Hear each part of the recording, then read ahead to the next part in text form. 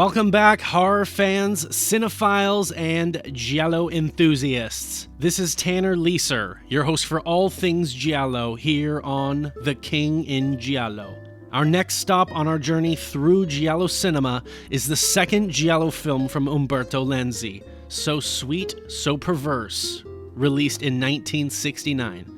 This will be the final deep dive for a Giallo film made before 1970. In this video, I will do a deep dive overview, then segue into a full review and GialliTally. The overview will be spoiler-free, the review and GialliTally will not. Here is So Sweet, So Perverse overview.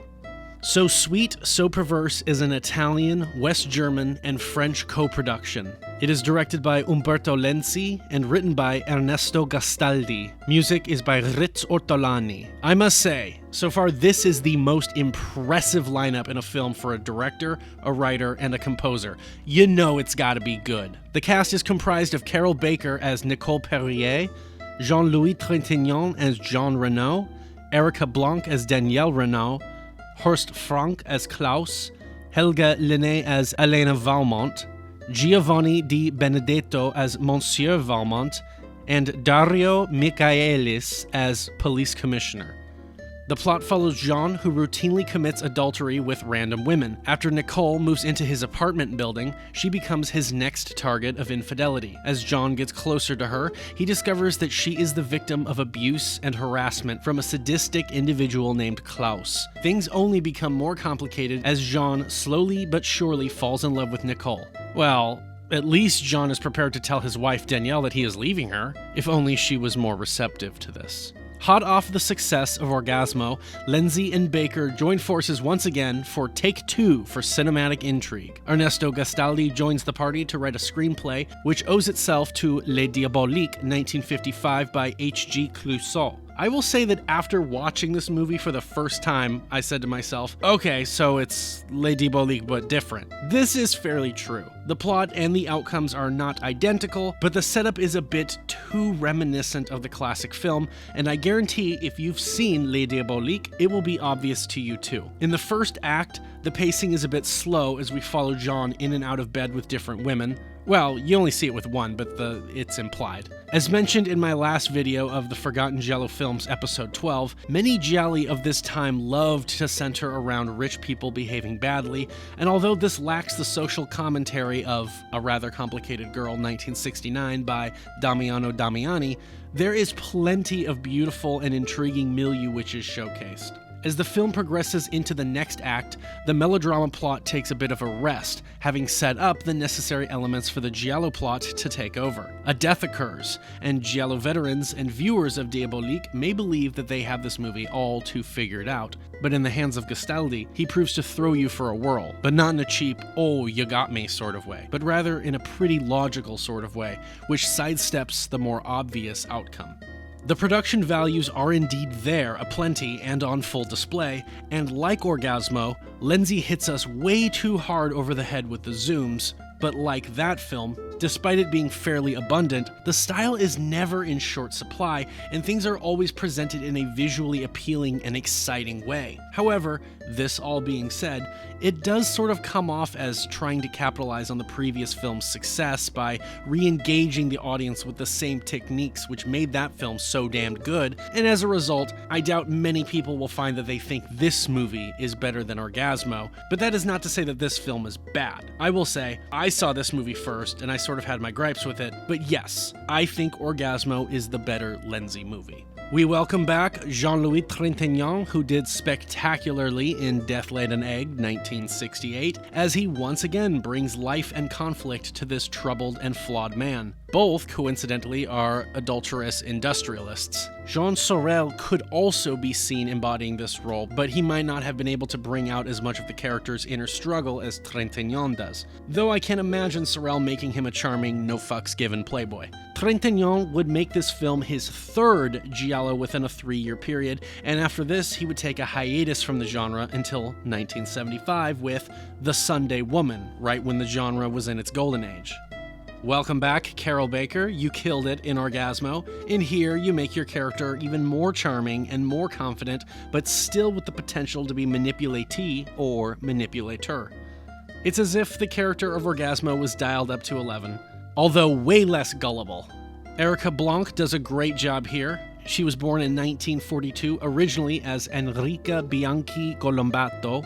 She would make her film debut in 1964 under the name Erica Bianchi. She did Mission Bloody Mary and Operation Atlantis, both 1965 Italian spy thrillers. She would then appear in horror flicks including The Vengeance of Lady Morgan, 1965 by Massimo Popidio, The Third Eye, 1966 by Mino Guerrini, and Kill, Baby, Kill, 1966 by Mario Bava.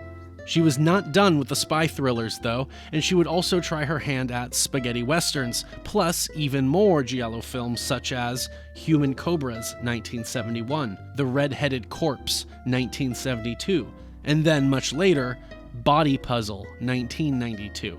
Erica Blanc is still active in Italian film and television at the time of writing this in late 2023. But I digress. On to the review. Spoilers ahead for those of you who haven't yet seen the film. You've been warned. My prediction for the movie's GialliTally score. At the moment of writing this, I have seen the movie once, about a year ago. I don't have the strongest memory of it, but I don't recall it being too over the top with the cliches, so I will hazard a guess somewhere in the ballpark of 325 to 375 points. Well, let's begin the GialliTally and review portion of the video. Beginning, as always, with the pre-viewing cliches. The repeat offenders are 1 point for actor, 3 for writer, 3 for composer, and 5 for director. Jean-Louis Trintignant was in Death Laid an Egg and Deadly Sweet, 2 points. Carroll Baker was in Orgasmo and The Sweet Body of Deborah, 2 points. Giovanni Di Benedetto was in The Girl Who Knew Too Much, 1 point. Ernesto Gastaldi wrote Libido, The Murder Clinic, and The Sweet Body of Deborah, 9 points. I'll mention he is uncredited for his contributions to The Possessed, so I won't include that. Riz Ortolani composed the music for Perversion Story, 3 points. And finally, Umberto Lenzi directed Orgasmo, 5 points. So this is the first movie I've reviewed where we're actually finally seeing a sneak peek into how these pre-viewing cliches will begin to quickly stack up in the future. Once we get into the golden age, these might be the game changers. Cliche points for the title, So Sweet, So Perverse. And unfortunately for this movie, I do not have any criteria being met. No points. First look, we have 25 points for the Italian director and an additional 15 points for the influence bonus of this being a proto-giallo. Heads up, this will be the final proto-giallo. And would you look at that, it is plot o'clock. After an intro from Variety Film, the movie opens on Chekhov's rifle in the back seat of a car, accompanied by the song Why, performed by J. Vincent Edward.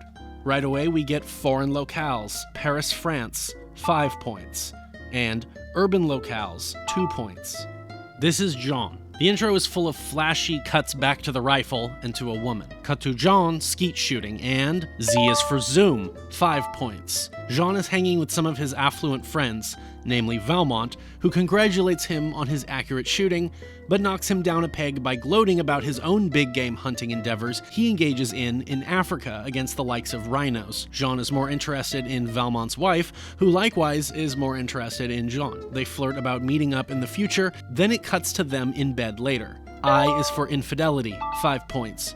Jean seems to immediately lose interest, gets dressed, and leaves, just as Elena asks for him to be patient with the money he has loaned her husband. He says he will see what he can do, and departs. Cut to Jean parking outside his apartment. As he goes in, he locks eyes with the new tenant who lives in the room above him and his wife. This is Nicole. Jean learns this from the doorman, who also tells him she is an American, and the room is far too big for one single lady. Exposition dumping, 2 points. While Jean rides the elevator up, he finds a piece of jewelry left behind by Nicole, and since Jean is such a nice fella, he endeavors to return it to her. He rings her bell, but she doesn't answer, although he hears footsteps shuffling from behind the door. We meet Jean's wife, Danielle, who is, Well, N is for nudity, 5 points. Conversing between these two seems like the most painful prospect. And can you blame Danielle at least? She knows her husband is an unfaithful bastard. She calls him out, and he says she's not jealous, she's just being bitchy.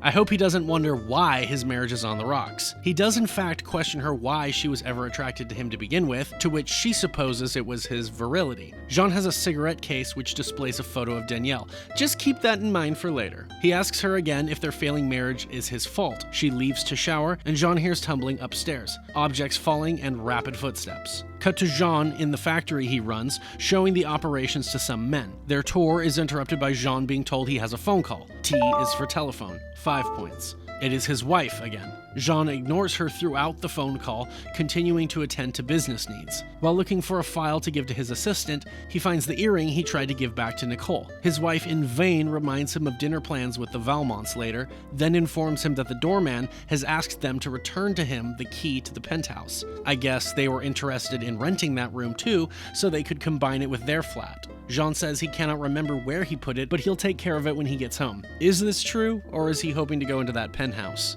Cut to Jean shaving with an electric razor. Trust me, there's relevance here. He is disturbed again by sounds coming from upstairs. Jean locates the key and dresses himself for this simple errand. But suddenly he overhears a lover's quarrel between a woman and a man. We hear Nicole being slapped, but I'm not going to count that unless I see it. Jean hauls ass upstairs, ready to be the chivalrous hero, and while he waits outside the door, he finds droplets of blood. From down in his flat, he hears the phone ring. He rushes back to answer it. It is Elena, the woman from earlier. He explains why he isn't at dinner, how there are problems at the factory, but then he hears the elevator going down and he quickly gets off the phone. He grabs the key and chases the elevator down. I am neither going to count this as a foot chase, nor these as spiral stairs. The elevator, or lift for the British viewers, beats him to the first floor, or ground floor for the British viewers. Nobody gets out, odd. Or perhaps they were too quick and sneaky for Jean to notice. He looks around outside, barely noticing this man here, but when Jean sees he still has the keys and runs back in, this same man seems to be eyeing him with interest. Jean unlocks the penthouse and lets himself in. He rather weakly attempts to make his presence known as he pushes deeper into the apartment. I'll add art, 5 points. Jean finds an abundance of religious devotional paintings and art pieces, plus this area that looks like it is for puppet shows, which displays a number of daggers and blades, a cat of nine tails, eat your heart out, Argento, and some chainmail gauntlets, I think that's what those are. I'll spoil this now for you. This does not serve the plot, nor does this come up again later. In walks Nicole, who was startled by Jean's appearance. K is for knife, 5 points. He tries to defuse the situation, saying he is not dangerous. He was just bored and had a key and couldn't resist the thrill of mystery. Good one. He approaches her, and she closes the bedroom doors on him. After a moment, Jean hears her crying from behind the door. He lets himself into the next room and asks her why she is so afraid, hinting at the other man he had heard. She says she thought he was the other man who had tried to harm her. He asks if he can help her, but she requests for him to leave. After telling him her name, Jean slyly says, Sono entrato qui come un ladro, Nico. Vogliamo uscire da buoni amici. Okay, that was a nice line. Nicole pleads for him to leave. After returning the key and the earring, Jean departs. Cut to Jean in the car with Danielle. They argue in the car some. More accurately, Jean continues to play dumb and ask why Danielle is so cold to him, and she's clearly over his bullshit. She asks to be dropped off at Dior's, which he does, Danielle saying she won't be long, but after he spies Nicole walking by, Jean up and leaves his wife behind. Hey, is that Jean-Louis Trintignant? I can usually give this one whenever, so I will do it now. F is for fashion, 5 points. Jean trails Nicole as she walks into a business, and when he follows her inside, he rightfully assumes she must have gone to the photographer. He goes, but notices a man upstairs spying down at him suspiciously, and Jean marches back inside to confront this man. Outside the door, Jean hears Nicole in another fight with the mystery man, whom she names Klaus. Y is for yelling, extra for it being a hysterical woman, 10 points. We hear her being slapped yet again before she exits. Nicole falls into Jean, asking for him to take her away from here. The two are now in the car when Jean asks her who Klaus is. Q is for questions, 5 points. She says she hates Klaus, then retracts that, saying she can't bring herself to hate him. It's clear the two were involved. Nicole asks Jean not to bring up Klaus. Cut to them walking along a racetrack. Jean begins to ask again about her relationship, but instead says he would prefer to not upset her. He tickles her hand, but this causes an intense reaction in her. E is for eyeballs, 5 points. We see what she imagines, which is a series of flashbacks, which I will not tally for 2 reasons. I'll tell you the first reason now. We haven't seen this before, so I don't consider this a true flashback. Add an instance of Nicole briefly nude. Also, it's not entirely necking, but it's more so than the kissing we saw earlier. So, necking, 5 points. And typical 1970s Italian misogyny, woman is molested, groped, or sexually assaulted, 7 points. Abundance of crazy stylistic visuals, from the spinning camera to everything being red to the POV shot. Speaking of which, first person POV, 5 points. Cut to Nicole in an asylum given a sedative to sleep. Add, character takes sedative, 5 points. I'm not sure if this is against her will or if it is with alcohol, so I won't add anything else just yet. Nicole says that she was in the hospital for weeks, and when she finally got released, Klaus was waiting to continue stalking and tormenting her. She says she can't get away from him. Jean grabs her and tells Nicole that she will forget about Klaus, prompting her to warn him that if he gets too close, Klaus will kill him. Jean promises to keep Nicole close, then holds her dearly. We cut to Danielle watching as Jean and Nicole arrive outside. As they go inside the penthouse, Danielle follows the sound of their footsteps through the apartment. They continue to be romantic. See, there's necking. Nicole has more flashbacks of Klaus. Again, I may refer to them as flashbacks, but I'm not counting these, and I'll explain in more detail at the end. The two continue to smooch until we can only assume that they did the dirty.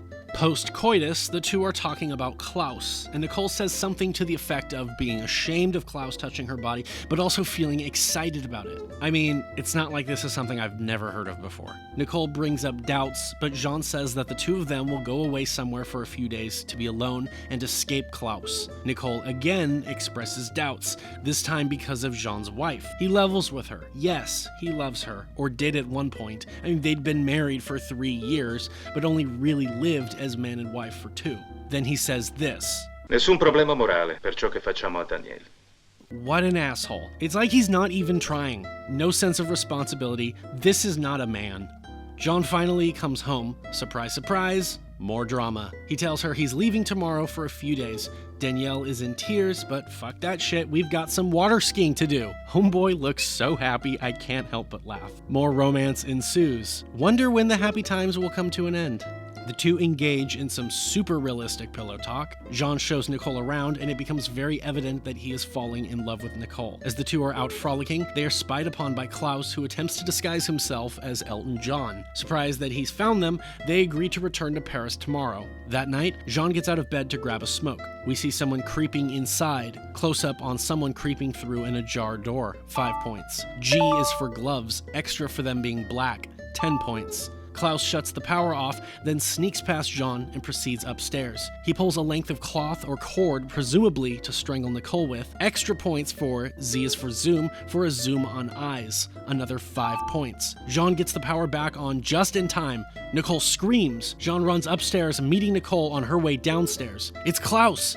Well, duh. He got away. Jean swears he will keep Klaus away. Nicole laments that this is all her fault. Jean refutes that, yes, at first he just wanted to get her into bed, but now this is all something much more. He's in love. Okay, buddy, give it 6 months. Nicole then drops a bombshell on Jean. She was sent here by Klaus to get close to Jean to entrap him. She was bait, but she can't proceed any further, for you see, she too loves Jean. Nicole reveals that Klaus rented the penthouse apartment and he was hired to murder Jean for a sum of $20,000. She warns him that by now, Klaus will have to suspect that Nicole is now helping Jean, so they both are in more danger. But Jean kind of blows her off. I'm gonna add, typical 1970s Italian misogyny, woman is gaslit, 4 points. I would add, man saves a woman, but I won't. I'll explain later. Jean has a hard time believing Nicole and he asks her for proof. She says, fine, in due time.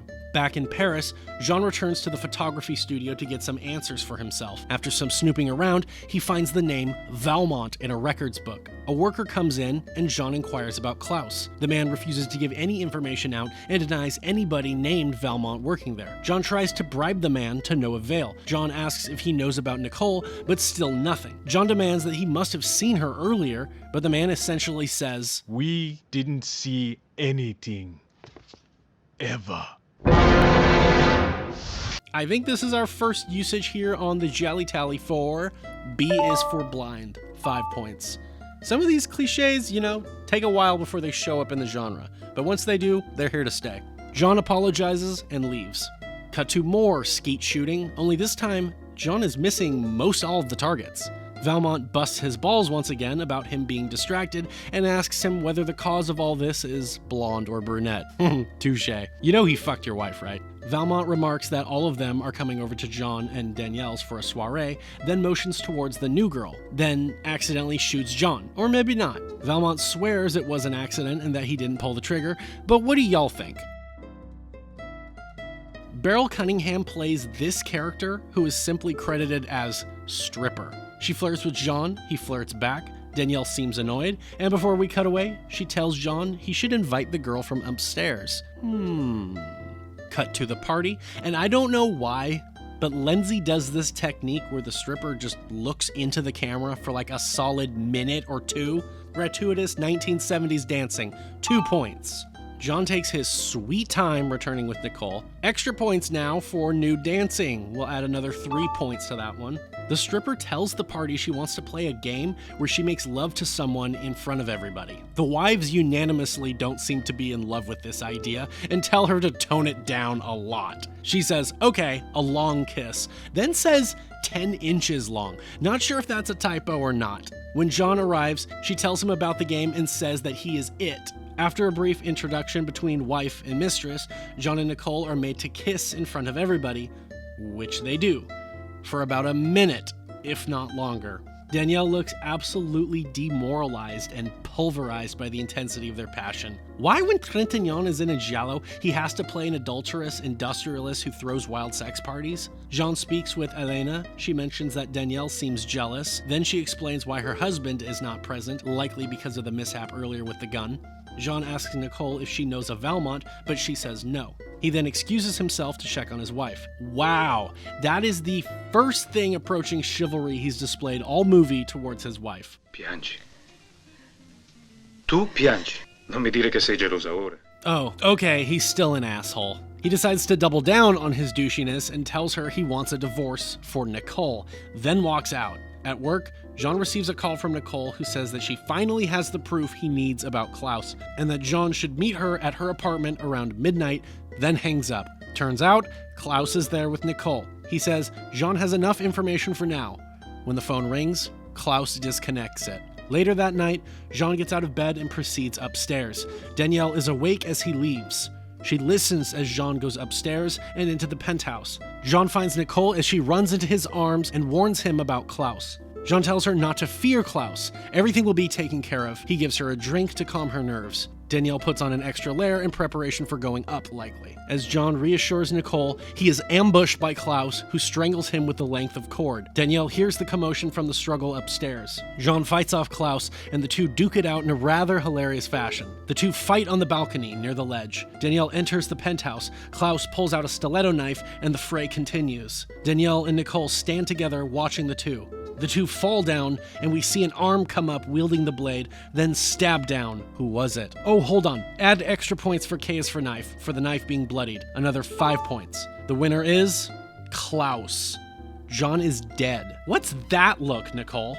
Danielle seems fine too. Klaus says that the main job is done and that he will now move the body to the car. The plan is to fake a car crash as Jean's cause of death. That won't explain the stab wounds, but everybody knows that forensics didn't exist before the 1970s, I suppose. Nicole goes to get Klaus a set of car keys. Klaus goes to move Jean's body, but Danielle is shaken up, prompting him to tell her to shut up. Typical 1970s Italian misogyny, woman is told to shut up.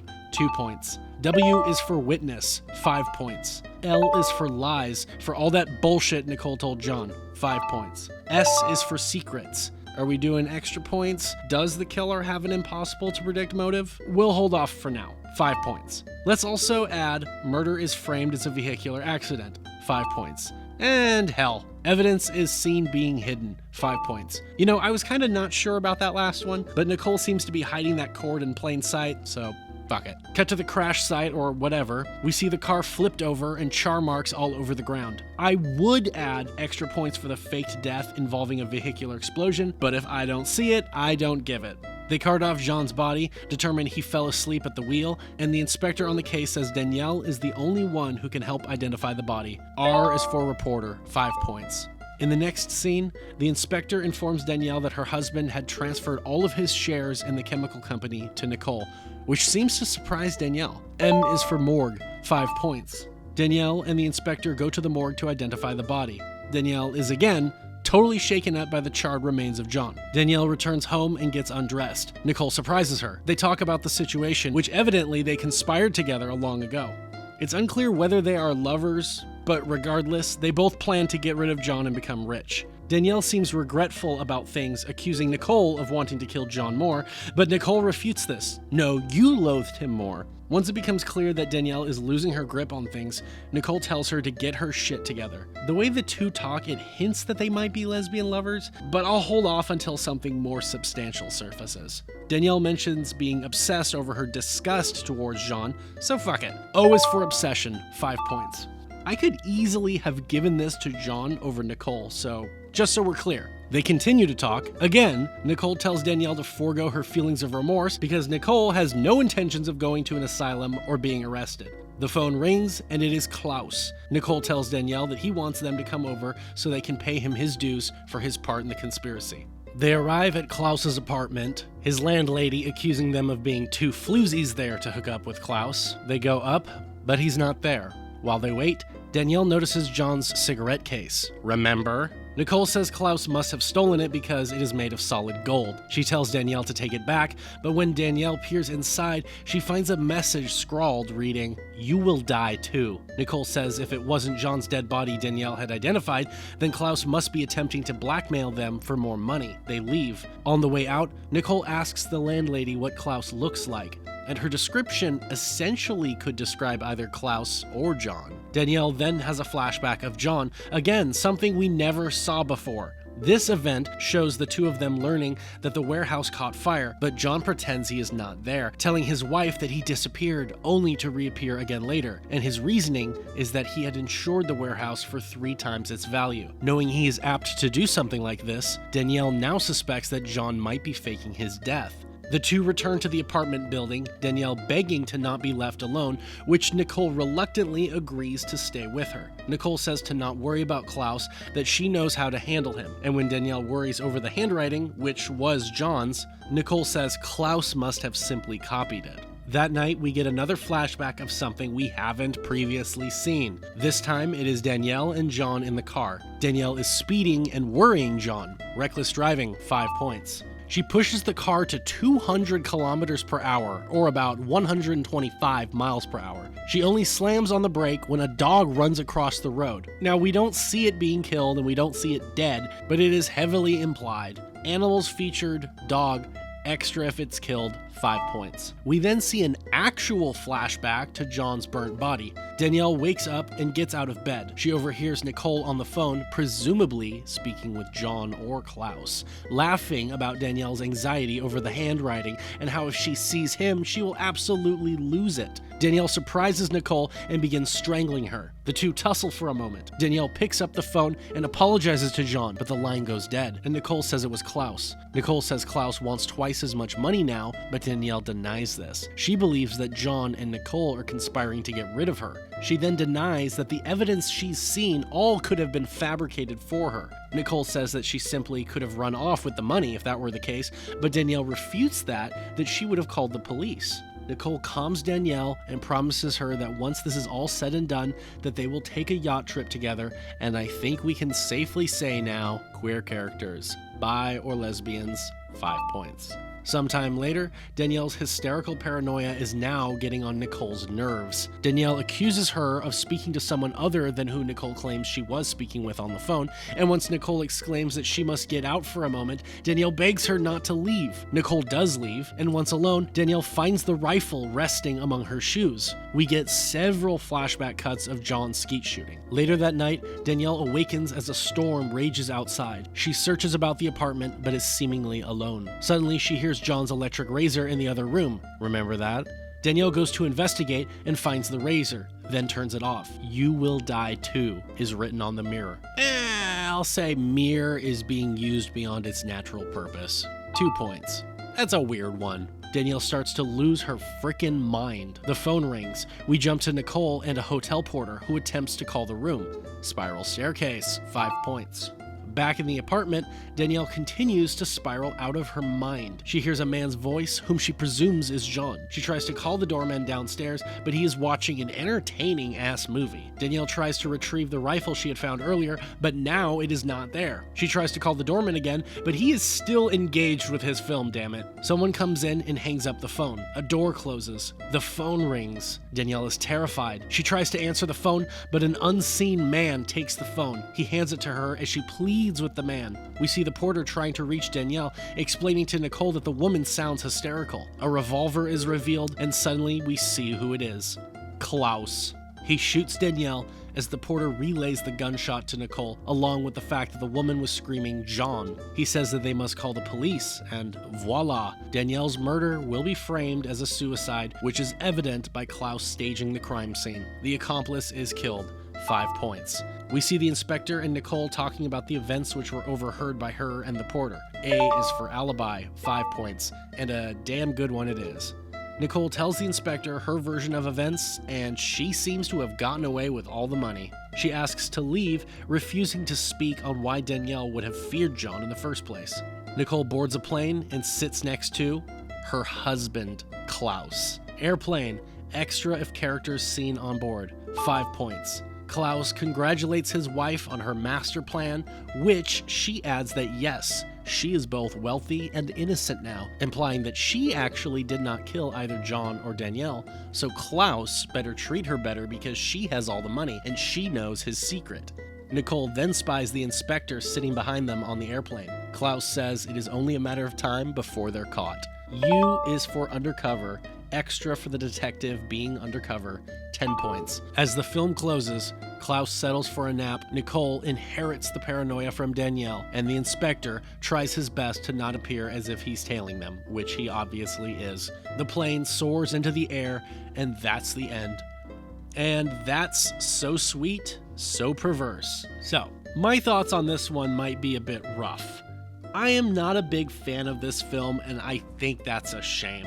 The cast and the crew involved should have made this a shoo-in for me to be my favorite, but this just falls under the type of giallo that I don't get engaged with. I wouldn't call this a 1960s sexy giallo, but I would classify this as a Diabolique-esque type giallo, which was a common thing to aim for in the 60s. And I love Diabolique, so whenever a movie rubs me as being similar to it, I can't help but compare it to that film, which isn't always a fair thing to do, but it's just what instinctually happens. The other category of giallo is what I will call a naughty elites giallo. Watching rich people behave badly. In the last act, it then becomes one of those, is my spouse really dead gialli? And all these types are generally not my favorite type, on the movie's own merits. It is well written, well acted, the pacing is a tad slow, sure, but the surprises are effective. It's fine. It's a fine movie. I don't think it is bad, but I will say it is my least favorite giallo I have covered for the 1960s.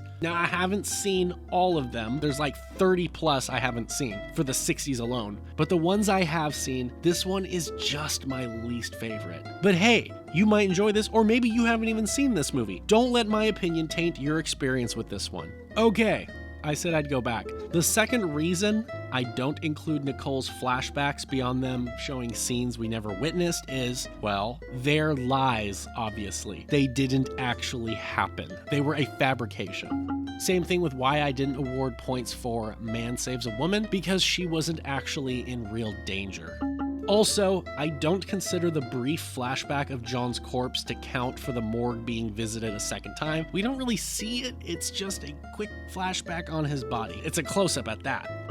I will give those extra points for S's for secrets for the killer having an impossible to predict motive. Add another 5 points. Let's segue to the GialliTally cliches for this movie. Post-Giallo viewing cliches. The reason for the killings, greed and gain, 5 points. The reason for the investigation, we don't quite have one. I'll go ahead and say the police investigation for the final act, 2 points. Bonus points, the style bonus. The movie is pretty stylish, nowhere near as consistent as Orgasmo, but there's certainly a lot to look at. Zooms, crash zooms, fades, use of color, colored lights, spinning camera. Now there's a limited use of POV camera, and the stripper looking into the camera's eye is certainly an odd stylistic choice. I'll go ahead and say that out of 25 maximum points, So Sweet, So Perverse receives 19 points for its style bonus. Soundtrack. Why do we run in circles? Indeed, 15 points. Bad effects? No bad effects, no points. Final look, extra points. The Deadpool tallying how many kills and deaths are featured in the film.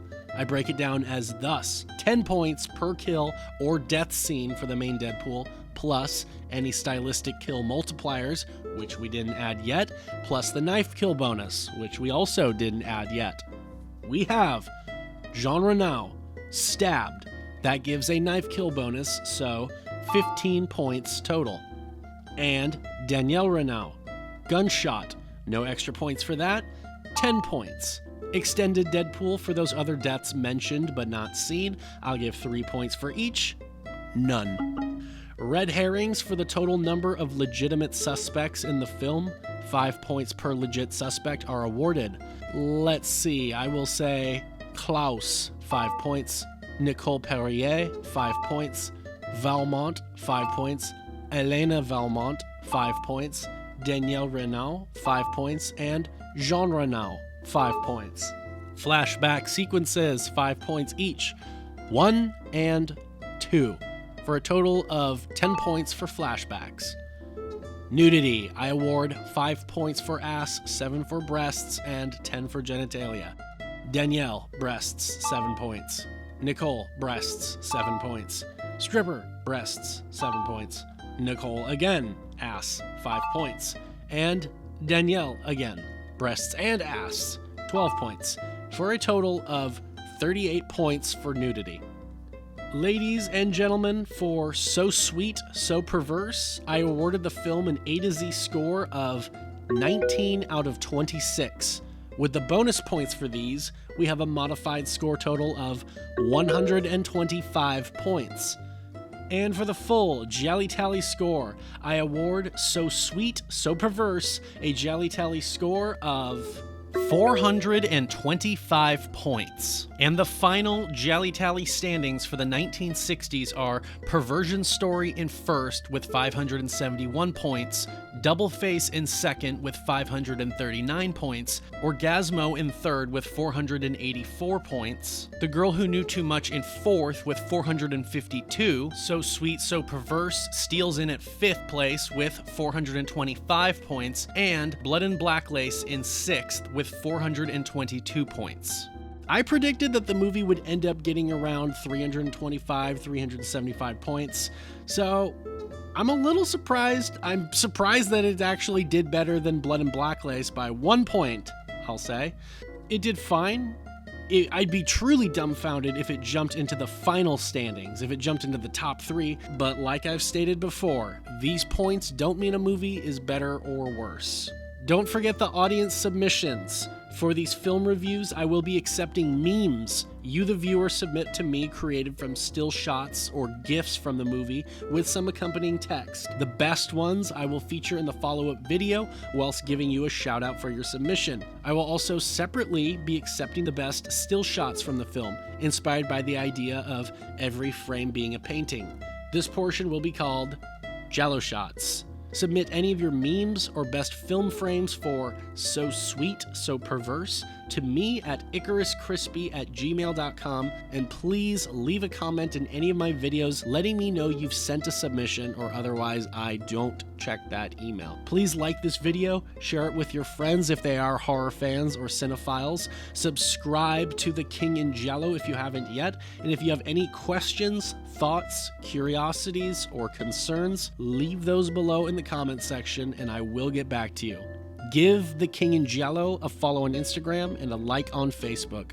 Next time on The King in Giallo will be the Forgotten Giallo Films Episode 13, 1969 Part 4, and then the overview, review, and GialliTally for the trendsetter, the first true Giallo, The Bird with the Crystal Plumage, directed by Dario Argento. Thank you all very much for your continued support. This is Tanner Leeser for The King in Giallo, and if nothing else, I'll see you next time. Non mi va di essere umiliata così in casa mia. Di sorpresa in sorpresa. È stato il contrario fino adesso. Basta. Basta.